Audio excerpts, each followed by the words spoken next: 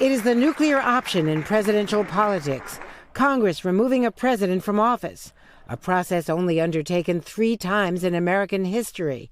The founders designed it to be difficult. It's for every generation, every Congress to decide what is a high crime, what is a misdemeanor, what is worth undoing an election and removing a president from office. First, a House committee decides whether to recommend impeachment. The full House then votes. Finally, the Senate holds a trial with the Chief Justice presiding. A 2/3 vote is required to remove the president from office. Abraham Lincoln's successor, Andrew Johnson, was impeached by the House in 1868, but not convicted by the Senate. More than 100 years later, President Nixon faced impeachment. There was a cancer growing on the presidency. What did the president know, and when did he know it? With impeachment looming, Republican senators went to Nixon, telling him he should resign. I shall resign the presidency effective at noon tomorrow.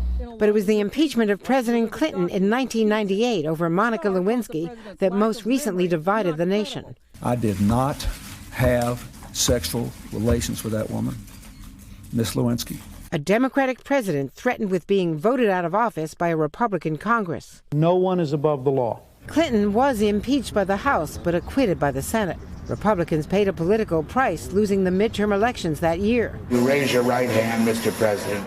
But 2 years later, they won the White House. What the elected representatives are called on to do, as difficult as it is to think not about the next election, but the health of the Constitution. Easier said than done. A cautionary note to both sides. The politics of impeachment can be hard to predict. Andrea Mitchell, NBC News. Hey, NBC News fans, thanks for checking out our YouTube channel. Subscribe by clicking on that button down here and click on any of the videos over here to watch the latest interviews, show highlights, and digital exclusives. Thanks for watching.